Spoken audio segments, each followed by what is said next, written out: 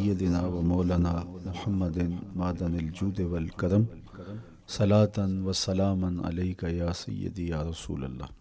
میں نے آپ کے سامنے قرآن مجید کے جو کلمات تلاوت کیے ان میں اسی حقیقت کو بیان کیا گیا۔ لا اقسم بہذا البلد، آغاز ہوا شہر مکہ کی قسم سے، قسم ہے مجھے اس شہر کی، پھر وجہ قسم بھی بیان کی، وَأَنْتَ حِلٌّ بِهَذَا الْبَلَدِ، مجھے اس شہر کی قسم اس لیے کہ محبوب اس شہر میں تو جو بستا ہے، تیرا بسیرا ہے اس شہر میں، اس شہر کی گلیوں نے تیرے قدم چومے ہیں اور تیرے انفاس کی مہک اس کی فضاؤں میں بسی ہے، اس لیے مجھے قسم کہ یہاں تم رہتے ہو۔ اللہ اکبر۔ علماء کے مابین اس بات پر اختلاف ہے کہ مکۃ المکرمہ افضل ہے یا مدینۃ النبی صلی اللہ علیہ وآلہ وسلم افضل ہے۔ ایک علمی اختلاف ہے، بعض نے کہا مکۃ المکرمہ افضل ہے، دلائل دیے، بڑا وزن ہے دلائل میں۔ بعض نے کہا مدینۃ رسول صلی اللہ علیہ وآلہ وسلم افضل ہے، دلائل دیے، بڑا زور ہے دلائل میں۔ لیکن شیخ عبد الحق محدث دہلوی علیہ رحمہ اسی آیت سے روشنی لے کر کے لکھتے ہیں کہ جب حضور مکے میں تھے تو مکہ افضل تھا، جب مدینے آ گئے تو مدینہ افضل ہو گیا۔ جدھر جدھر سے وہ گزرتے گئے مجد و شرف بھی پیچھے پیچھے رہا، چند لمحوں کے لیے ٹھہرے تھے تم جس پیڑ کے نیچے۔ نشور وحدی کا لہجہ دیکھیے کتنا دل آویز ہے، چند لمحوں کے لیے ٹھہرے تھے تم جس پیڑ کے نیچے، سنا ہے آج تک اس پیڑ کا سایہ مہکتا ہے۔ تو مکے میں ہیں تو مکہ افضل، مدینے میں ہیں تو مدینہ افضل۔ تو شرف ان کے وجود مسعود سے ہے، وہ جدھر جدھر سے گزرتے جائیں گے وہاں وہاں ہی نور پھیلتا چلا جائے گا۔ اور پیر نصیر الدین علیہ رحمہ کا لہجہ یہاں کتنا خوبصورت دکھائی دیتا ہے۔ ایک بار وہ جدھر سے گزرے ہیں نصیر، ایک بار وہ جدھر سے گزرے ہیں نصیر، بار بار ادھر سے بہار گزری ہے۔ تو کہا کہ قسم ہے مجھے اس شہر کی، یعنی شہر مکہ کی۔ کیوں اس شہر کی قسم؟ وَأَنْتَ حِلٌّ بِهَذَا الْبَلَدِ، کہ محبوب اس شہر میں تمہارا قیام ہے، اس شہر میں تمہاری رہائش ہے، تمہارے انفاس کی مہک ہے اس شہر کی فضاؤں میں، اور تمہارے قدموں کو چھوا ہے اس شہر کی گلیوں نے، اس لیے قسم کہ یہاں آپ رہتے ہو۔ وَوَالِدٍ وَمَا وَلَدَ، اور قسم ہے باپ کی، اور قسم ہے جو اس کی اولاد ہے۔ والد سے مراد کیا ہے اور ما ولد سے مراد کیا ہے؟ تو اس کے بارے میں ایک قول یہ ہے کہ والد سے مراد حضرت ابراہیم علیہ السلام ہے، اور ما ولد سے مراد حضور علیہ السلام جو ان کے فرزند ہیں۔ ایک قول کہ والد سے مراد حضرت آدم علیہ السلام ہیں، اور ما ولد سے مراد ان کی ساری ذریت اور نسل ہے۔ تیسرا قول کہ والد سے مراد حضور علیہ السلام ہیں، اور ما ولد سے مراد حضور علیہ السلام کی ساری امت، حضور کے اصحاب۔ لیکن علماء نے پہلے قول کو ترجیح دی کہ مکۃ المکرمہ کی قسم کی گئی تو پھر مناسبت بنتی ہے کہ حضرت ابراہیم کا ذکر بھی ہو، تو اس لیے والد سے مراد حضرت ابراہیم ہیں، اور ما ولد سے مراد حضور علیہ السلام کی ذات ستودہ صفات ہے۔ تو تین چیزیں ہوئیں جن کی قسم کی گئی۔ سب سے پہلے شہر مکہ کی قسم کی گئی، پھر حضرت ابراہیم علیہ السلام کی قسم کی گئی، اس کے بعد حضور علیہ السلام کے مبارک وجود کی قسم کی گئی۔ تین قسمیں کر کے کہا کیا گیا، چونکہ جو خالی ذہن شخص ہو، جب اس کو کوئی بات بیان کی جائے تو قسم سے آغاز نہیں کیا جاتا۔ متردد الذہن کو کوئی بات کرنی ہو تو قسم سے آغاز کیا جاتا ہے، یا پھر آپ جس مضمون کو بیان کرنے جا رہے ہیں وہ اتنا اہم ہے کہ اس کی اہمیت کو اجاگر کرنے کے لیے آپ کو قسم کرنا پڑتی ہے۔ تو یہ جو ما بعد کا مضمون ہے جس کو میرے رب نے بیان کیا، اس سے قبل ایک نہیں، دو نہیں، تین قسمیں کیں، تو پھر کان تو کھڑے ہو گئے، سماعتیں تو بچھ گئیں کہ وہ کون سی شے ہے جس کو بیان کرنا مقصود ہے اور اس سے قبل قسم پہ قسم کی جا رہی ہے۔ قسم محبوب شہر مکہ کی، قسم محبوب تیرے والد بزرگوار حضرت ابراہیم علیہ السلام کی، اور قسم تیرے پاکیزہ وجود کی۔ اب انسان بالکل سماعتیں بچھا کے منتظر ہے کہ قسم کی کس بات کی جا رہی ہے، کس بات پہ قسمیں ہو رہی ہیں۔ تو جواب آیا، قسم محبوب شہر مکہ کی جس میں آپ رہتے ہو، قسم آپ کے والد بزرگوار حضرت ابراہیم علیہ السلام کی، اور قسم آپ کے پاکیزہ وجود کی۔ لقد خلقنا الانسان فی کبد، ہم نے انسان کو مشقتوں میں رہتا پیدا کیا ہے۔ یعنی انسان کی زندگی کے اندر مشقتیں، مشکلیں، آلام، مصائب، حالات کی تلخیاں، سخت مراحل، یہ اس کی زندگی کا حصہ ہے، اور ہم نے اس کو ڈیزائن اس طرح کیا ہے کہ یہ ان ساری مشکلات سے نہ بردآزما ہوگا اور حالات کی تلخیوں کا مقابلہ کرے گا، اور خیر و شر کے ساتھ ساری زندگی اس کا تعلق رہے گا۔ تو یہ اگر سخت جان ہوا تو زندگی میں کامیاب اور بامراد ہوا، اور اگر یہ کمزور ہوا تو پیچھے رہ جائے گا۔ اور اس کے لیے جو قسمیں کی ہیں وہ تین ہیں۔ قسم کا اور جواب قسم کا تعلق ہوتا ہے، یعنی جس پہ قسم کی جا رہی ہے تو جو قسم کی جا رہی ہے اس کا کوئی آپس میں تعلق ہوگا۔ جب پھولوں کا ذکر کریں گے تو پھر اس کے متعلقات ہی بعد میں بیان کریں گے۔ کسی نے کہا تھا جنگل میں کوئی مے خار مرا ہے، جنگل میں کوئی مے خار مرا ہے، اسے انگور کے پتوں کا کفن دو۔ میاں جنگل میں مرنے والے شخص کو کسی اور درخت کے پتوں کا بھی تو کفن دیا جا سکتا ہے، لیکن صاحب مرنے والا مے خار ہے، اور شراب کشید کی جاتی ہے انگور سے، تو اس کو تو ٹھنڈ تب بھی پڑے گی کہ انگور کے پتوں کا کفن دیا جائے۔ تو مناسبات ہوتی ہیں۔ تو اب جب قسم کی گئی تو قسم تین چیزوں کی گئی، اور اس کی جواب قسم سے مناسبت کیا بنتی تھی؟ انسان کو مشقتوں میں رہتا پیدا کیا گیا، حالات کی تلخیوں سے گزرتا ہے، سخت تربیتی مراحل سے اس کو گزرنا پڑتا ہے۔ تو اس چیز کو بیان کرنے سے قبل تین قسمیں کی گئی۔ پہلی قسم میرے حضور کے پاکیزہ شہر کی، مکہ المکرمہ کی، اس لیے کہ مکہ المکرمہ میں دیکھ لیجئے کہ صحابہ اور حضور کے ماننے والوں نے کیسے تلخ زندگی کاٹی۔ شجر اسلام ثمر بار ہوا تو ہمیں تو یہ کھلے ہوئے پھول دکھائی دیتے ہیں، لیکن ہم نہیں بھول سکتے کہ بلال حبشی کی پیٹھ پہ کیسے کوڑے برسے اور احد احد کیسے پکارتے رہے۔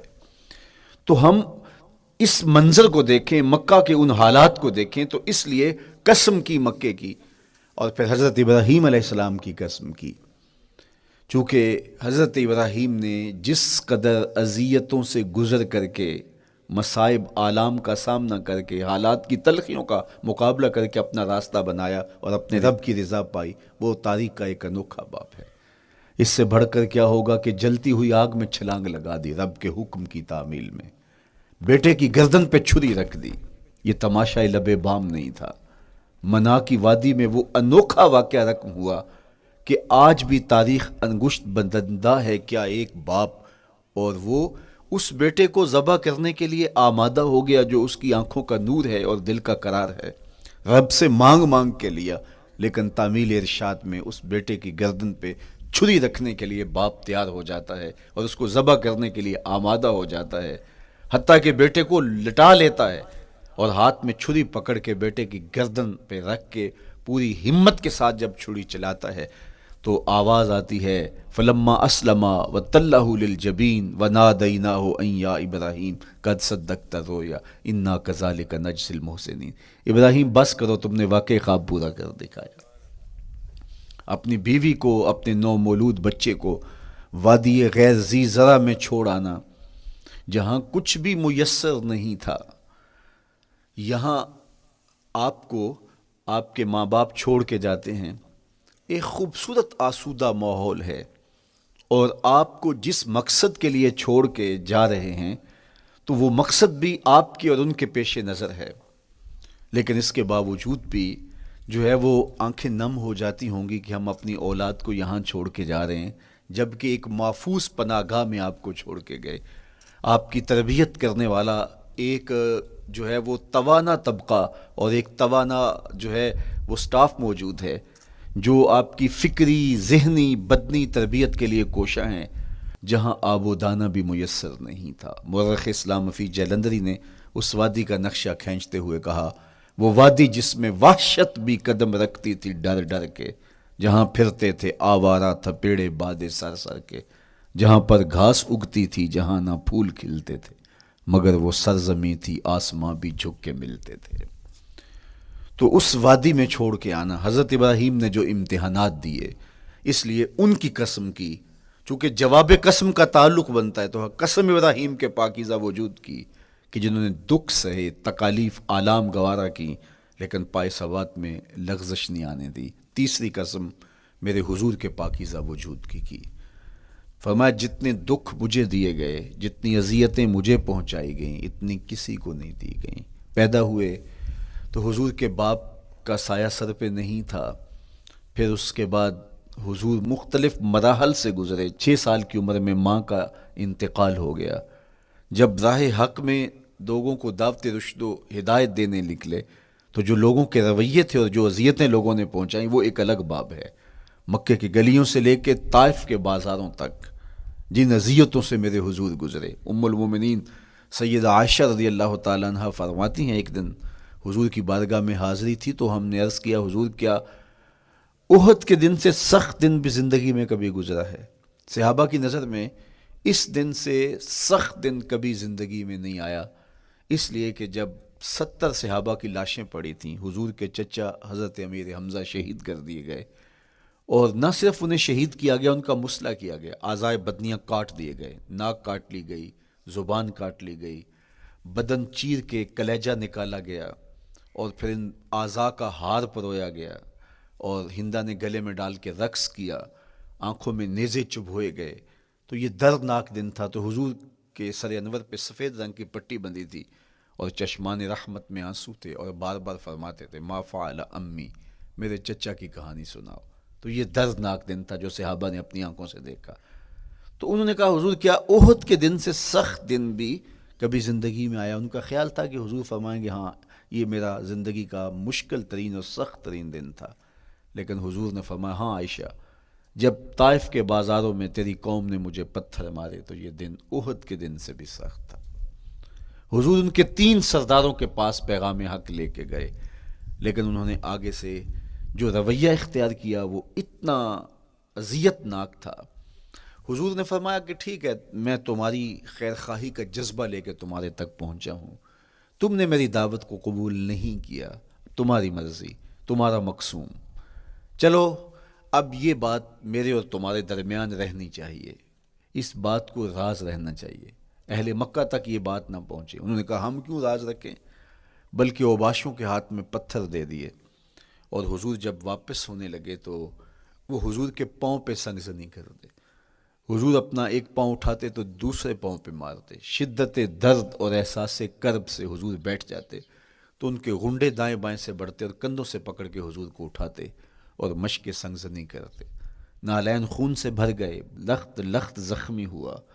اللہ اکبر، کیا دردناک لمحے تھے، کیا تکلیف بری گھڑیاں تھی۔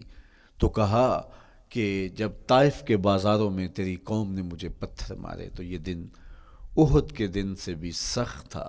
اچھا، جب حضور پر اس طرح آلام و مصائب ٹوٹ پڑے تو حضور کے ساتھ جو صحابہ تھے انہوں نے کہا، حضور ان کے لیے بد دعا کر دیجئے۔ تو میرے حضور بولے، میں رحمت بن کے آیا ہوں، میں رحمت بن کے آیا ہوں۔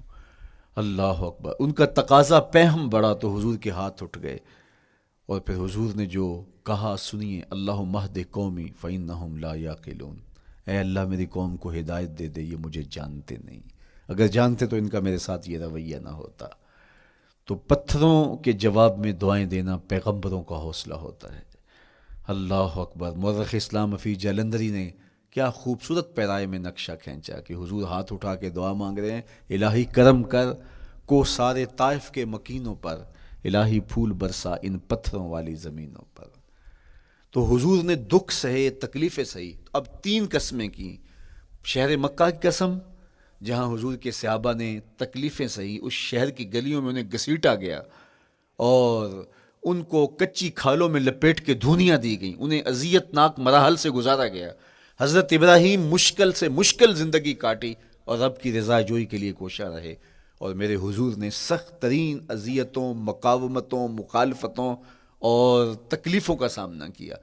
تو ان تین چیزوں کا حوالہ دے کر، ان تین چیزوں کی قسم کر کے اب انسان کو بتایا جا رہا ہے کہ تم مشکلات سے تمہیں گزرنا پڑے گا، حالات کی تلخیاں تمہیں سہنی پڑیں گی، کسی مرتبے تک پہنچنے کے لیے تمہیں پھر تکلیفوں کی راہ اختیار کرنی پڑے گی۔ تم کون ہوتے ہو؟ میرا محبوب ہو تو تکلیفیں وہ بھی اٹھائے، دو جہاں کا مالک ہو اور طائف کے بازاروں میں اس کے پاؤں پہ بھی پتھر پڑیں، اور کونین کا سردار ہو اور ان کے اوپر اوجری ڈال دی جائے، کائنات کا مالک ہو اور ان کو مکے کی گلیوں کے اندر ان کے گلے میں عقبہ بن ابی معیط کپڑا ڈالے اور تاؤ دے، تو کیا ان مشکلات سے تم بچ سکتے ہو؟ جب تم کسی منزل تک پہنچنا چاہتے ہو تو پھر یہ حوالے ماضی کے دیکھ لو، تین قسمیں کر کے اس حقیقت کو بیان کیا کہ ابراہیم علیہ السلام کے وجود کو دیکھ لو، حضرت مصطفیٰ کریم علیہ السلام کی ذات ستودہ صفات کو دیکھ لو، اور مکے کی گلیوں میں صحابہ کے ساتھ جو ظلم اور جبر ہوئے اور انہوں نے جو مصیبتیں اور مشقتیں کاٹی وہ ساری دیکھ لو۔ تو تین قسمیں کھا کر کے کہا کہ بے شک انسان مشقتوں میں رہتا پیدا کیا گیا ہے۔ اس لیے قافلہ انسانی کے وہ افراد جو کسی منزل کے متلاشی ہوتے ہیں، جو جستجو کی زندگی بسر کر رہے ہوتے ہیں، ان کو پھر مشکلات سے گزرنا پڑتا ہے اور حالات کی تلخیاں ان کو گوارا کرنا پڑتا ہے، کشاکش حیات سے ان کو ٹکرانا پڑتا ہے، اور ان کو آگے بڑھنے کے لیے ان کو تکلیفوں سے گزر کر کے، جان گسل مراحل سے گزر کر کے پھر منزل کی طرف عازم سفر ہونا پڑتا ہے۔ کیا میں نے اس خاکدان سے کنارہ، جہاں رزق کا نام ہے آب و دانہ، پلٹنا جھپٹنا جھپٹ کر پلٹنا، لہو گرم رکھنے کا ہے ایک بہانہ، پرندوں کی دنیا کا درویش ہوں میں کہ شاہی بناتا نہیں آشیانہ۔ تو زندگی مشکل مراحل سے گزر جانے کا نام ہے۔ اقبال نے کہا تھا ہے شباب اپنے لہو کی آگ میں جلنے کا نام۔ یہ زندگی آسان نہیں ہے، یہ حالات کی تلخیوں کا مقابلہ کرنے کا نام ہے، یہ ضبط نفس کا نام ہے، یہ اپنے من کی تربیت کا نام ہے۔ حضرت امام راضی آیت کریمہ کے تحت لکھتے ہیں کہ جب بچہ شکم مادر میں ہوتا ہے تو وہ تین پردوں میں ہوتا ہے، ایک جھلی کا پردہ، ایک رحم مادر کا پردہ اور ایک پیٹ کا پردہ۔ تو تین پردوں میں وہ بیچارہ بڑی عجیب سی حالت میں ہوتا ہے۔ یہ اس کا پہلا مرحلہ ہے تخلیق کے بعد، اس کے بعد پیدائش کا دوسرا مرحلہ ہے، یہ زچہ بچہ دونوں کے لیے موت و حیات کے مرحلے ہوتے ہیں۔ اس کے بعد وہ پیدا ہوا، اس دنیا پہ آیا، تو اس کی مشکل کیا ہے؟ زبان ہے بولنا نہیں جانتا، دیکھتا ہے پہچان نہیں سکتا، سنتا ہے سمجھ نہیں سکتا، ہاتھ ہیں پکڑ نہیں سکتا، ٹانگیں ہیں چل نہیں سکتا۔ کتنی مشکل بن گئی، یہ سب کچھ چیزیں ہونے کے باوجود بھی وہ بے بس دکھائی دیتا ہے، اس کو دودھ مانگنے کے لیے بھی رونا پڑتا ہے۔ تو یہ ایک مرحلہ تھا۔ پھر آہستہ آہستہ اس نے بولنا سیکھا، ایک ایک حرف کر کے، لفظ لفظ جوڑ کے وہ جملے مکمل کرتا رہا۔ آج تو زبان کا طوطی بولتا ہے، آج تو بات کریں تو جو ہے وہ ماحول تھم جاتا ہے، لیکن انسان ذرا پلٹ کے آغوش مادر میں تیری ماں نے ایک ایک حرف تجھے سکھایا تھا، ایک ایک لفظ تجھے سکھایا تھا، لفظ لفظ کر کے، حرف حرف کر کے جملے بنے، اور آج تیری گفتار کی شوخی کے تذکرے زمانے میں ہیں، تو پھر تجھے بولنا سکھایا، تو چل نہیں سکتا تھا، آج تیری جو ہے وہ جولانیاں دیکھنے والی ہیں، تیری رفتار کو کوئی چھو نہیں سکتا ہے، تیری آنکھوں کی بجلیاں آج عقابوں سے بڑھ کر ہیں، آج تیرے کانوں کے اندر نغموں کا جہاں آباد ہے، آج تیرے ہاتھوں کی گرفت کہ آگے شیر غراں بھی ہو تو وہ بھی بے بس ہو جاتا ہے، لیکن دیکھ تو کتنا مجبور تھا۔ اچھا چلو وہاں سے آگے آئے، پھر زندگی کو سیکھنا پڑتا ہے، آداب سیکھنے پڑتے ہیں، کس سے کیا بات کرنی ہے سیکھنا پڑتا ہے، آگے بڑھے، جوانی کی دہلیز پہ پہنچے۔ جوانی انسان کی زندگی کا باقپن ہوتا ہے، عروج ہوتا ہے، اللہ اکبر، لیکن جوانی کو تقدس معاب رکھ کے منزل تک پہنچانا یہ سب سے مشکل مرحلہ ہوتا ہے، چونکہ جذبات بے قابو ہیں، خواہشیں آوارہ ہیں، اور تا حد نظر نظارے ہی نظارے جو دل کو کھینچتے ہیں۔ اب اپنے تقدس کو جو شخص محفوظ رکھے، کائنات میں سب سے قیمتی جوہر حضرت انسان کا اس کی عصمت کا جوہر ہے، اور سب سے حسین چہرہ وہ ہے جو جنسی کالک سے اپنے آپ کو بچا لے۔ تو جوانی ہو، بانکپن ہو، اور پھر اپنی خواہشات کو بے قابو نہ ہونے دیا جائے، سب سے مشکل مرحلہ پوری زندگی میں یہ آتا ہے۔ کسی نے کہا تھا کتاب زیست کا ایک اور باب بیت گیا، شباب بیت گیا، ایک عذاب بیت گیا۔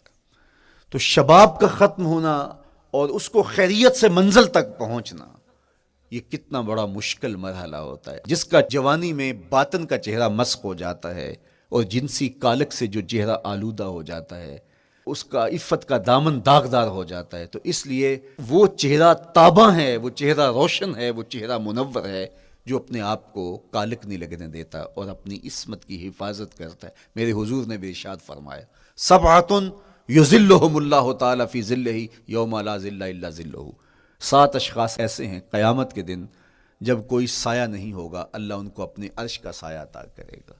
ان میں سے پہلا شخص امام عادل حکمران، دوسرا شخص وشاب نشأ فی عبادت اللہ، وہ جوان جس کی جوانی اللہ کی عبادت میں بسر ہوئی، تیسرا وہ شخص ورجل قلبہ معلق بالمساجد، وہ شخص جس کا دل مسجد میں لگتا ہے، مسجد میں جمتا ہے، اور چوتھا شخص ورجل دعتہ امرأۃ ذات منصب وجمال فقال انی اخاف اللہ، وہ شخص جس کو دعوت گناہ ملی اور حسن قدموں میں بچھنے کے لیے بےتاب ہوا، اور اس نے کیا کہا، انی اخاف اللہ، میں اللہ سے ڈرتا ہوں، میرا اللہ مجھے دیکھ رہا ہے۔ میرے حضور نے فرمایا قیامت کے دن جب کوئی سایہ نہیں ہوگا، اللہ اس کے اوپر اپنے عرش کا سایہ تان دے گا، جو اپنی عصمت کے جوہر کو بچا گیا۔ تو یہ ایک مشکل مرحلہ تھا، اپنی جوانی کے تقدس کی حفاظت کرنا۔ میرے حضور نے ارشاد فرمایا، انا حبیب اللہ، میں اللہ کا حبیب ہوں۔ جو جوان جوانی میں توبہ کرتا ہے وہ بھی اللہ کا حبیب ہے۔ کتنا بڑا اعزاز ہے اور کتنا بڑا کمال ہے جو شخص کو ملتا ہے جو جوانی میں اپنی عصمت کے تقدس کی حفاظت کرتا ہے، اپنی آبرو پہ پہرا دیتا ہے، اپنی نظروں کی حفاظت کرتا ہے، اپنی سوچوں کو آوارہ نہیں ہونے دیتا، اپنے خیالوں کو بھٹکنے نہیں دیتا، اپنی خواہشات کو بے قابو نہیں ہونے دیتا۔ تو یہ مشکل ترین لمحہ تھا۔ اس کے بعد امام راضی کہتے ہیں اب شادی کا مرحلہ ہوا، تو پہلے خود اپنی ذمہ داری تھی، اب کسی کا بوجھ بھی اٹھانا پڑا، یہ اگلی مشکل آ پڑی۔ پھر بچے ہوئے تو پھر اپنی زندگی تو ختم ہو گئی، پھر ساری زندگی، پھر بڑھاپے میں چلے جائیں، ارذل العمر تک چلے جائیں، یہ ساری زندگی مشکلات لقد خلقنا الانسان فی کبد۔ تو ہمیں عملی طور پہ مشکلات کے مقابلے کے لیے تیار ہونا چاہیے۔ دیکھیے ہم جب شکار کرنے جاتے ہیں اور وہ خطرناک جنگل ہو جس میں شیر، بھیڑی اور دیگر جانور بھی ہوں، تو پھر ہم حفظ ما تقدم کے طور پہ سب کچھ ساتھ لے کے جاتے ہیں اور اس انداز سے جاتے ہیں کہ ہمارے اوپر اگر کوئی حملہ ہو تو بچاؤ کی یہ تدبیر ہو۔ تو ہم عملی طور پہ اس کے لیے خود تیار ہوتے ہیں، تو پھر کوئی ہونے والا حملہ غیر متوقع نہیں ہوتا اور ہم اس کے لیے اپنے آپ کو مستعد اور فعال پاتے ہیں۔ اسی طرح میں اور آپ اگر زندگی کے اس فلسفے سے آگاہ نہیں ہوں گے کہ زندگی مشکلات کا مجموعہ ہے، حالات کی تلخیاں ساری زندگی ہمارے ساتھ رہیں گی، تو کوئی بھی تکلیف، کوئی بھی اذیت، کوئی بھی ایسا واقعہ جو ہم نہیں چاہ رہے ہوں گے وہ روح پذیر ہوگا تو ہم گھبرا جائیں گے اور پھر اس وقت ہم دکھی ہو جائیں گے۔ اس لیے ہمیں یہ قرآن نے سکھایا ہے کہ تم عملی طور پہ زندگی کی سختیوں کا مقابلہ کرنے کے لیے آمادہ اور تیار ہو جاؤ۔ قرآن مجید میں جو صبر کا لفظ ہے اس کا مفہوم یہ ہے کہ حالات کی جو تلخیاں تمہارے اوپر آتی ہیں، وہ غربت بھی ہو سکتی ہے، وہ بیماری بھی ہو سکتی ہے، وہ لوگوں کی عداوت اور دشمنی بھی ہو سکتی ہے، وہ اور بہت ساری چیزیں ہوتی ہیں، وہ جنگوں کی حالت کا بپا ہو جانا اور تمہارا دشمنوں کے نرغے میں گر جانا، یہ سب کچھ ہو سکتا ہے۔ تو اس کے اوپر استقامت کے ساتھ تم کھڑے رہو اور تم ان کو برداشت کرنے کی اپنے اندر ہمت اور حوصلہ رکھو، تو پھر وہ تمہارا صبر ہوگا، اور یہ قوت اگر تمہارے اندر پیدا ہو جاتی ہے تو پھر تمہاری زندگی آسان اور سوکھی ہو جاتی ہے۔ لیکن اگر یہ دولت تمہیں نصیب نہیں ہوتی تو پھر ساری زندگی دکھوں اور شکووں سے بھری رہتی۔ اس لیے ہمیں یہ چیز سیکھ لینی چاہیے کہ زندگی نام ہی مشکلات سے نہ برد آزما رہنے کا ہے۔ عملی طور پہ ہم دیکھو، ہمیں پتہ ہے سردی آ رہی ہے تو اس کا ہم پہلے انتظام کرتے ہیں، تو سردی ہمیں دکھ ہی نہیں پھر کرتی، ہم سردی سے بھی لطف لیتے ہیں، موسم برسات سے بھی مزہ لیتے ہیں، اور گرمی سے بھی ہم ایک حاز حاصل کر لیتے ہیں اگر ہم اس کو جو ہے اس کے لیے عملی طور پہ اپنے آپ کو تیار کر لیں۔ لیکن اگر ہم اس کے لیے تیاری نہیں کریں گے تو سوائے گھبراہٹ کے اور کچھ نہیں ہوگا۔ تو مجھے اور آپ کو عملاً اپنے آپ کو اس بات کے لیے آمادہ کرنا پڑے گا کہ زندگی ان حالات کی تلخیوں سے ٹکرانے کا نام ہے، اور ساری زندگی ہمیں ان مراحل سے گزرتے رہنا پڑے گا۔ اور قرآن نے جو ہے وہ 3 قسمیں کر کے، اور 3 قسمیں بھی شہر مکہ کی اور محبوب کریم کے پاکیزہ وجود اور جناب ابراہیم علیہ الصلوۃ والسلام کی، تاکہ تمہیں پتہ چلے جب ان کو بھی ان مراحل سے گزرنا پڑا میں اور آپ کیا بیچتے ہیں۔ اس لیے ہمیں اپنی زندگی کو ان راہوں پہ ڈالتے ہوئے صبر اور استقامت، اب صبر اور استقامت کی دولت ہمیں کیسے نصیب ہوگی، یہ دولت کس طرح، یہ قوت راسخہ ہمارے اندر کیسے پیدا ہوگی، اور کس طرح ہمارے من کے اندر یہ چیزیں سمائے گی۔ اللہ تعالیٰ کی خشیت، اس پر توکل، اس پر بھروسہ، اور اللہ تعالیٰ جل شانہ کی طرف سے ہر کام کے ہونے کا یقین ہمارے اندر یہ استقامت اور یہ حوصلہ پیدا کرتی ہے یہ چیز۔ اس لیے مجھے اور آپ کو اپنی پوری زندگی میں اس عمل سے گزر کر کے اپنے آپ کو مضبوط ترین صورتحال میں لا کے کھڑا کرنا پڑے گا، اور یہی زندگی کا جمال ہے۔ تو اب پھر دیکھیے قرآن کیا کہہ رہا ہے، لا اقسم بہذا البلد وانت حل بہذا البلد ووالد وما ولد، 3 قسمیں کی۔ اس کے بعد ارشاد فرمایا لقد خلقنا الانسان فی کبد، ہم نے انسان کو مشکلوں میں، مصائب میں، آلام میں رہتا ہوا پیدا کیا۔ کہتے ہیں جب حضرت انسان کی تخلیق ہوئی تو اس کا خمیر جب گویا جا رہا تھا تو اس کے اوپر 39 دن تک آزمائشوں کی، دکھوں کی، تکلیفوں کی بارش ہوئی، اور ایک دن خوشیوں اور مسرتوں کا می برسا۔ تو انسان کی زندگی کے اندر حالات سے ٹکرانا اور دکھوں کو سہنا اور دکھوں سے مقابلہ کرنا، یہ سیکھنا پڑے گا، اور جب انسان اس کو عملی طور پر سیکھ جائے گا تو پھر زندگی کا جمال اور زندگی کا حسن نصیب ہوگا۔ دوسری بات، ہمیں اپنی زندگی میں 7 چیزوں کو اپنا اصول بنا لینا چاہیے، اور یہ 7 چیزیں وہ ہیں جو ہماری زندگی کو ایک خوبصورت سانچے میں ڈھال کر کے ہمیں ایک پاکیزہ اور ستھرا انسان بنا دیتی ہیں۔ پہلی چیز، التمسک بکتاب اللہ، اللہ کی کتاب سے جڑ جانا، وابستہ ہو جانا۔ جب ہم کتاب اللہ سے وابستہ ہو جائیں تو پھر ہمارے باطن کی اور نفس کی تربیت ہوتی ہے، اور پھر ہم وہ مطلوب انسان بنتے ہیں جو ہمارا رب ہم سے تقاضا کرتا ہے۔ تو اس لیے ہمیں اپنی زندگی میں اس چیز کو لازم کر لینا چاہیے کہ ہمارا کوئی بھی دن قرآن مجید کی تلاوت کے بغیر نہ گزرے۔ اپنے دن کا آغاز قرآن مجید کی تلاوت سے کیجیے۔ سورہ یاسین سے جو اپنے دن کا آغاز کرتا ہے سارا دن اللہ کی امان میں رہتا ہے، اس کی حفاظت میں رہتا ہے۔ اور اپنی شب کا آغاز سونے سے پہلے سورہ الملک کی تلاوت کریں، آپ ساری شب اللہ کی امان میں، اس کی حفاظت میں رہیں گے۔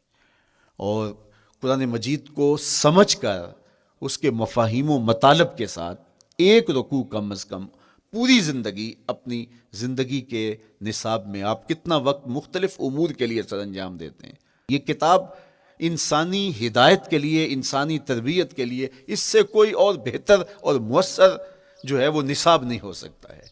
انسان سازی کا بہترین ذریعہ ہے یہ کتاب، اور اس کتاب کے ذریعے سے جو ہے وہ انسان پستیوں سے اٹھ کے بلندیوں تک جا پہنچتا ہے۔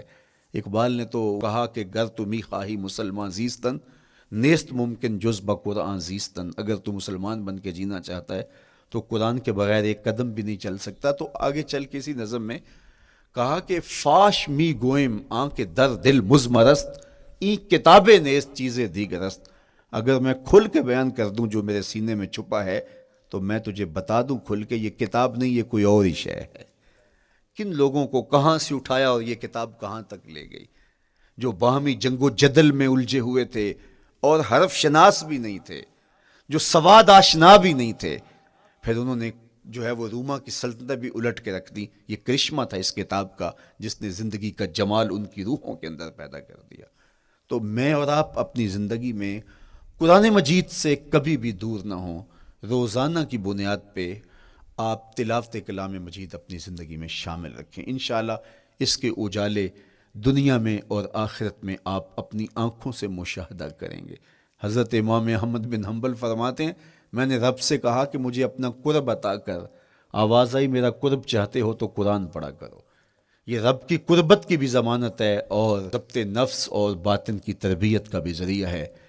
اچھا دوسری بات والاقتداء بسنت رسول اللہ صلی اللہ علیہ وآلہ وسلم. ہمارے لیے بہترین نمونہ ہمارے حضور علیہ الصلوۃ والسلام کی زندگی ہے. حضور کے دیا ہوا نظام حیات ہے جس پر حضور نے خود عمل کر کے دکھایا. میرا عشق رسول، میری محبت رسول اس بات کا تقاضا کرتی ہے کہ میں ان کے طریقہ حیات کے مطابق اپنی زندگی گزاروں. اسلام دعوے کی بات نہیں کرتا، دلیل ہم سے مانگتا ہے. آج میں کہتا ہوں میں عاشق رسول ہوں اور اتنا بڑا عاشق رسول ہوں کہ میرے جیسا زمانے میں دوسرا کوئی نہیں. میرے جذبات ایسے دکھائی دیتے ہیں آسمان کو چیر دوں گا اور زمین کو پھاڑ دوں گا، لیکن ہمسایوں کے ساتھ میرا سلوک بتاتا ہے کہ میں عاشق رسول نہیں ہوں. دوستوں کے ساتھ میرا رویہ بتاتا ہے کہ میں عاشق رسول نہیں ہوں. میں کسی سے وعدہ کرتا ہوں اور پھر اس پہ پورا نہیں اتر پاتا تو صاحب پھر آپ عاشق رسول نہیں ہیں، آپ کچھ اور ہیں. عشق رسول تو یہ ہے کہ میرے محبوب علیہ السلام نے کسی سے عہد کیا ہے کہ تمہارے آنے تک میں یہاں کھڑا ہوں، اور وہ جا کے بھول جاتا ہے اور میرے حضور 3 دن وہاں منتظر رہتے ہیں. وہ اچانک گزرا اور دیکھا تو حضور علیہ الصلوۃ والسلام کھڑے ہیں تو خود پریشان ہوا. صرف اتنی بات اسے کہی صاحب تو نے مجھے مشکل میں ڈال دیا، تو نے مجھے مشقت میں ڈال دیا.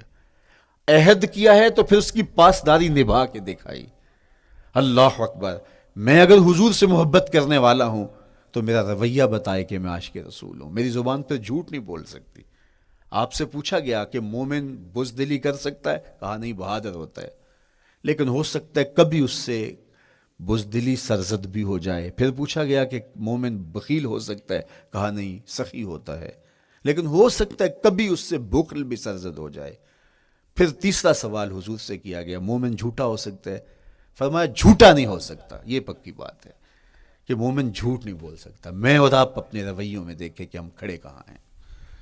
آج ہم ان جگہوں پہ بھی جھوٹ بولتے ہیں جہاں جھوٹ بولنا ہماری مجبوری بھی نہیں ہوتی، چونکہ یہ ہماری فطرت ثانیہ اور عادت بن چکا ہے اور ہم اس کو برا ہی نہیں سمجھتے. جبکہ جھوٹ جب کوئی شخص بولتا ہے، حدیث پاک میں آتا ہے اس کے منہ سے بدبو نکلتی ہے، رحمت کے فرشتے 1 میل دور ہٹ جاتے ہیں اس سے. اور سویر سے شام تک جب ہمارے معمولات یہ ہوں تو پھر ہم کہاں کھڑے ہیں اور رحمت کے فرشتے کہاں کھڑے ہیں؟ تو حضور علیہ الصلوۃ والسلام کی سنت کا اتباع حضور کی محبت کی دلیل ہوگی. امام قرطبی نے لکھا ہے اللہ کی محبت کا کوئی دعویٰ کرے تو کیا دلیل ہوگی کہ یہ واقعی محب الہی ہے؟ تو کہا اللہ سے محبت کا دعویٰ کرنے والے کے لیے دلیل یہ ہے کہ وہ قرآن سے پیار کرے. قرآن سے پیار اور قرآن سے محبت کی دلیل یہ ہے کہ حضور کا پیار سینے میں رکھے. حضور سے محبت کی دلیل یہ ہے کہ سنت رسول سے پیار کرنے والا ہو، اور سنت رسول سے پیار کرنے کی دلیل یہ ہے کہ بدعات سے اجتناب کرنے والا ہو. ہر وہ طریقہ جو میرے حضور نے نہیں دیا اس کو اختیار نہ کرے، اس طریقے کو اختیار کرے جو حضور علیہ الصلوۃ والسلام کا عطا کرتا ہے. تیسری بات اکل الحلال. یہ وہ بنیادی اصول ہیں جو ہماری زندگیوں میں اتر جانے چاہیے اور ہم ایک صالح اور خوبصورت انسان بن کے اس معاشرے کا حصہ بن سکتے ہیں. عقل حلال زندگی میں شامل ہو تو زندگی کو جمال نصیب ہوتا ہے اور باطن اور ظاہر کو طمانینت نصیب ہوتی ہے. اگر رزق پاک نہیں ہے تو آپ کعبے بھی جائیں تو وہاں بھی آپ محروم پلٹیں گے. میرے حضور علیہ الصلوۃ والسلام نے فرمایا ایک بندہ لمبا سفر کر کے گیا، اشعث اغبر کے لفظ ہیں کہ اس کے بال بکھرے ہوئے ہیں، سفر کی گرد پڑی ہوئی ہے اور لباس بھی پھٹا ہوا ہے، شکستہ حالت، پراگندہ صورت، اور کھڑا ہے کعبۃ اللہ کے سامنے. یمد یدیہ، دونوں ہاتھ لمبے کر کر کے دعا مانگ رہا ہے اور کیا کہتا ہے؟ اے اللہ ومطعمہ حرام ومشربہ حرام وملبسہ حرام وغذی بالحرام. فرمایا اس کا کھانا حرام کا ہے، اس کا پینا حرام کا ہے، اس نے جو لباس پہنا ہے وہ حرام کا ہے۔ میرے حضور فرماتے ہیں بتاؤ اس کی دعا کیسے قبول ہوگی؟ اب لمبا سفر کاٹ کے حرم کعبہ میں پہنچے، غلاف کو پکڑ پکڑ کے دعائیں کر رہا ہے، لمبے لمبے ہاتھ کر کے دعائیں مانگ رہا ہے، ملتزم سے لپٹا ہوا ہے، حتیم میں سجدہ ریز ہو کے رو رو کے دعائیں مانگ رہا ہے، لیکن دعا قبول نہیں ہوتی۔ کیوں؟ اس لیے کہ اس کے پیٹ میں لقمہ حرام کا ہے، اس کے بدن پہ لباس حرام کا ہے۔ تو اسلام نے جتنا زور حلال کمانے، حلال کھانے اور حلال اختیار کرنے پر دیا ہے، تو ایک مومن اگر اسلام کے مبادیات سے بھی آگاہ ہو تو اس کی تو زندگی کے اندر جو ہے وہ حرام گھس ہی نہیں سکتا ہے، بلکہ وہ مشکوک سے بھی اجتناب کرے۔ چوتھی چیز، کف الاذی، اپنے آپ کو ایسا بناؤ کہ تمہارے وجود سے کسی کو ضرر اور تکلیف نہ پہنچے۔ ہمارا اسلام تو ہمیں یہ بتاتا ہے کہ تم پیاز یا لہسن کھا کے مسجد میں نہ جاؤ کہ تمہارے منہ سے جو سمیل آتی ہے اس سے کسی کو تکلیف نہ پہنچے۔ تو یہ اسلام کی دی ہوئی تعلیمات ہیں کہ مسجد میں بھی جانا ہے تو اپنے آپ کو دیکھو کہ تمہاری حالت کیا ہے، تمہاری وجہ سے کسی کو تکلیف نہ پہنچے، تمہارے رویے اتنے خوبصورت ہوں، تمہارے ہمسائے بتائیں کہ یہ واقعی مسلمان ہے۔ مسلمان کی تعریف کی گئی، المسلم من سلم المسلمون من لسانہ و یدہ۔ مسلمان کون ہے؟ جس کے ہاتھ سے، جس کی زبان سے دوسرا مسلمان بھائی محفوظ ہے، تو وہ مسلمان ہے۔ اللہ اکبر۔ ہم یہ جو کہتے ہیں السلام علیکم، اس کو کہتے ہیں تحیت المسلم، مسلمان کا تحیت۔ تو اس میں اس کے معنی پہ غور کریں تو ہم اس کو ضمانت دے رہے ہوتے ہیں، السلام علیکم، تیرے اوپر سلامتی ہو۔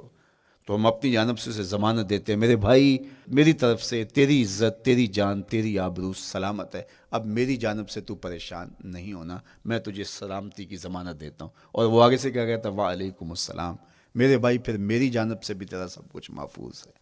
اگر سلام کا مفہوم اچھی طرح ہماری روحوں میں اتر جائے تو پھر ایسا ہو نہیں سکتا کہ ہم جس کو السلام علیکم کہہ دیں پھر اس سے ہم دھوکہ کریں یا اس کی آبرو پہ حملہ آور ہوں یا اس کے مال پہ حملہ آور ہوں جب السلام علیکم کہہ دیا۔ چونکہ جو ہمیں لفظ بولنے کے لیے کہا گئے ہیں اس کے پیچھے فلسفہ ہے لفظوں کا۔ یہ پھول ہیں، ان کو دیکھ کر سبحان اللہ کہنے کا کہا گیا ہے، پہاڑوں کو دیکھ کے اللہ اکبر کہنے کا کہا گیا ہے۔ پہاڑوں کو دیکھ کے سبحان اللہ کہہ دیں اور پھولوں کو دیکھ کے اللہ اکبر کہہ دیں، ایسا کیوں نہیں کہہ دیتے؟ لیکن نہیں، اس لیے کہ جب پہاڑوں کو دیکھتے ہیں تو دل میں ان کی ہیبت پیدا ہوتی ہے۔ اتنے بڑے پہاڑ، سمندر کو دیکھتے ہیں تو اس کی ہیبت پیدا ہوتی ہے، اتنا بڑا سمندر تا حد نظر پھیلا ہوا، تو جب اس کی بڑائی پیدا ہونے لگتی ہے تو فوراً پلٹایا گیا اللہ کی بڑائی کی طرف اور کہا بول اللہ اکبر، یہ نہیں میرا اللہ بڑا ہے۔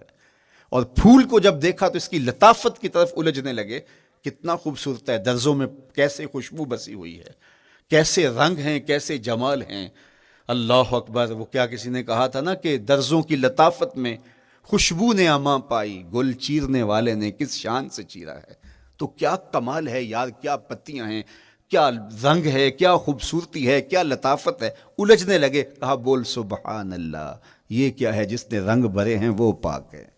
تو تیرا دل الجھ نہ جائے تو جو ہم بولتے ہیں لفظ جہاں بھی بولتے ہیں اس کے پیچھے ایک فلسفہ ہوتا ہے۔ السلام علیکم یہ تحیت المسلم ہے۔ جب ہم کسی کو کہتے ہیں السلام علیکم تو اس کو ہم نے ضمانت دے دی، بس بات ختم، اب جو ہے وہ میری جانب سے تو محفوظ ہے۔ لیکن ہم سلام بھی لے رہے ہوں گے اور ہاتھ بھی کاٹ رہے ہوں گے اور اس کی جیب بھی کاٹ رہے ہوں گے، پھر سلام نہیں لیا، ہم نے منافقت کی ہے۔ تو کف الاذی چوتھی چیز۔ اور پانچویں چیز اجتناب المعاصی، گناہوں سے اپنے آپ کو بچا کے رکھنا۔ نیکی کرنا بہت اہم ہے لیکن نیکی کرنے سے زیادہ ہم اپنے آپ کو گناہوں سے بچانا ہے، چونکہ شر کی قوتیں ہمارے ساتھ جڑی ہوئی ہیں، اس لیے اپنے آپ کی حفاظت جب ہم کریں گے تو ہم ایک اچھی صورت میں آگے بڑھیں گے۔ اور چھٹی چیز وہ ہے التوبہ۔ توبہ تسلسل کے ساتھ کرتے رہیے۔ یہ تصور کہ بڑھاپے میں توبہ کریں گے، یہ تصور کہاں سے آیا؟ یا ہمارے ہاں آج کل یہ کلچر پیدا ہوا ہے کہ لیلۃ القدر یا شبرات کے دن سارے جڑ کے توبہ کرنے بیٹھ جاتے ہیں اور پورا سال اپنی مرضی کی زندگی گزارتے ہیں۔ ایسا نہیں ہے۔ میرے حضور کے دامن پہ ایک بھی گناہ کا دھبا نہیں تھا۔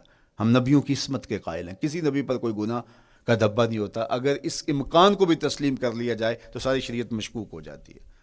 لیکن اس کے باوجود حضور فرمایا میں دن میں اللہ سے 100 بار توبہ کرتا ہوں، ایک دن میں 100 مرتبہ توبہ کرتا ہوں۔ میں اور آپ دیکھیں کہ ہم کیا اس معمول کو اپنی زندگی میں شامل کیے ہوئے ہیں۔ جب انسان توبہ کرتا ہے، جب غسل کر لیتا ہے نا ایک دفعہ، تو پھر وہ بچ بچ کے چلتا ہے کہ کوئی گرد دوبارہ پڑ نہ جائے، اور جب وہ لتھڑا ہوا ہو تو پھر اس کو پرواہ بھی نہیں ہوتی۔ اس لیے ہمیں بار بار غسل کرنے کی، بار بار توبہ کرنے کی تلقین کی گئی ہے، تاکہ ہم پھر نئے گناہوں سے بچتے رہیں گے۔ تو اپنی زندگی میں توبہ کا تسلسل کیجئے، شام سویرے صبح بار بار اللہ سے توبہ کی اور رجوع کیجئے۔ اور آخری چیز ادا الحقوق، حقوق کا ادا کرنا۔ ہمارے ذمے جو حقوق عائد ہوتے ہیں وہ ہمارے والدین کے ہیں، وہ ہمارے بہن بھائیوں کے ہیں، وہ ہمارے دوستوں کے ہیں، ہمسایوں کے ہیں، ہمارے اساتذہ کے ہیں، کلاس فیلوز کے ہیں۔ وہ حقوق حتیٰ کہ جانوروں کے کیوں نہ ہوں، تو ان حقوق کو ہم ادا کرنے والے، دست بردار نہیں ہو سکتے ہم ان حقوق سے۔ یہ مومن کی زندگی ہے، یہ ہمارا نظم حیات ہے، یہ اسلام کا دیا ہوا منشور ہے، یہ طریقہ زندگی ہے کہ ہم ایک ایک کے حق کو ادا کرتے ہوئے اپنی زندگی کو بسر کریں۔ بالخصوص میں طلباء سے مخاطب ہوں کہ یہ عمر تربیتی اعتبار سے سب سے اہم عمر ہے۔ سیدنا علی المرتضیٰ رضی اللہ تعالیٰ عنہ فرماتے ہیں کہ 15 سال سے لے کر کے 20 سال تک کی عمر میں انسان کے نظریات پختہ ہوتے ہیں اور اس کی عادتیں جمتی ہیں۔ یہ دوسرے کہتے ہیں 13 سے 19 سال تک کی عمر، وہ کہتے ہیں یہ بڑی اہمیت کی حامل ہے۔ تو 13 سے 19 سال یا 15 سے 20 سال تک کی عمر، بعض کا تو ہوتا ہے کہ ابھی بچے ہیں، ماں باپ بھی سستی کرتے ہیں کہ ان کو تہجد کا عادی اب کیوں بنائیں، ابھی تو یہ بچے ہیں، ان کو ان چیزوں سے، چھوٹی چھوٹی چیزوں کا عادی اب کیوں بنائیں، جب بڑے ہوں گے، سمجھدار ہوں گے، ذمہ داریوں کا بوجھ آئے گا، سب کچھ کر لیں گے۔ تو پھر اس وقت کرنا مشکل ہوتا ہے، پھر کر نہیں پاتا بندہ۔ تو جو سیکھنا ہے، جو عادتیں پختہ کرنی ہے، وہ اسی زندگی میں ہوتی ہیں۔ تو یہ آپ کا ایک موقع ہے، آپ کو ایک ماحول فراہم ہوا ہے۔ آپ کے ہمسائے آپ کے کلاس فیلوز ہیں جو آپ کے ساتھ کمرے میں رہ رہے ہیں۔ ہمسائیگی کے حقوق ادا کرنے کا جو انداز ہے وہ یہاں ہی سیکھیے اور اپنے اندر اس کو متحقق کیجیے اور پختہ کیجیے۔ اسی طرح اپنے گفتگو کے لہجوں میں شائستگی، اپنے انداز کے اندر خوبصورتی اور اپنے رویوں کے اندر جمال پیدا کرنے کی کوشش کریں۔ اپنے آپ کو مؤثر بنائیں اور شریعت کے بتائے ہوئے اصولوں اور ضابطوں کے مطابق آپ جب زندگی کے چند دن گزار لیں گے، پھر زندگی گزارنے کا نشہ آنے لگ جائے گا۔ چونکہ جب ہم اپنی خواہش کی زندگی گزارتے ہیں تو پھر ہم خود بے چین اور مضطرب ہوتے ہیں، اس لیے کہ ہمیں اس طرح زندگی گزارنی چاہیے جس طرح ہمارے رب نے ہمیں بتایا ہے۔ آپ کوئی بھی مشین خریدتے ہیں، کوئی بھی چیز لیتے ہیں تو اس کے ساتھ چھوٹی سی بک دیتے ہیں، آپ کو اس کا طریقہ استعمال بتاتے ہیں کہ اس کو یوں استعمال کرو گے تو دیر پا اس کے فوائد حاصل کرو گے۔ اگر یہ مائک ہم اس طرح استعمال نہیں کرتے، اپنی خواہش سے استعمال کریں گے، تو پھر نتیجہ کیا ہوگا کہ تھوڑے دنوں کے بعد جو ہے وہ خرابی کی طرف سلسلہ چلے گا۔ اس طرح یہ وجود جس پاکیزہ ذات نے بنایا ہے، اس نے ہمیں بتایا ہے کہ اس کو استعمال کیسے کرنا ہے اور اس زندگی کو کیسے گزارنا ہے۔ اور پھر انسان کو ایک ماڈل اور نمونہ بھی چاہیے، تو کہا نمونہ دیکھنا ہے تو محمد عربی کی ذات دیکھ لو، ادھر دیکھتے جاؤ اور زندگی گزارتے جاؤ، دیکھنا تمہاری زندگی کتنی خوبصورت اور کتنی پروقار گزرتی ہے۔ اللہ آپ کو دنیا آخرت کی برکتیں دے، اپنی پناہوں اور اپنی امان اور اپنی حفاظتوں کا حصار دے، اور آنے والا کل اللہ بہتر فرمائے، میرے وطن کی خیر کرے، میرے ملک کو امن کے اجالے دے، یہاں دہشت گردی کے سلگتے علاؤ ٹھنڈے کر کے امن کی بہاریں پیدا کر دے۔ کی محمد سے وفا تو نے تو ہم تیرے ہیں، یہ جہاں چیز ہے کیا لوح و قلم تیرے ہیں۔ وآخر دعوانا ان الحمدللہ۔